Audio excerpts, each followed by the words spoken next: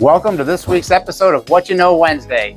It's getting a little bit colder outside, and we want to talk about winterizing your RV. Now, we've done comprehensive winterizing videos, and they're all up on our YouTube for each of our different brands. But one thing that's common is when you're putting the RV safe antifreeze into your coach, you set this bottle on the ground, a lot of times that hose and the water pump will have a hard time sucking it from the ground.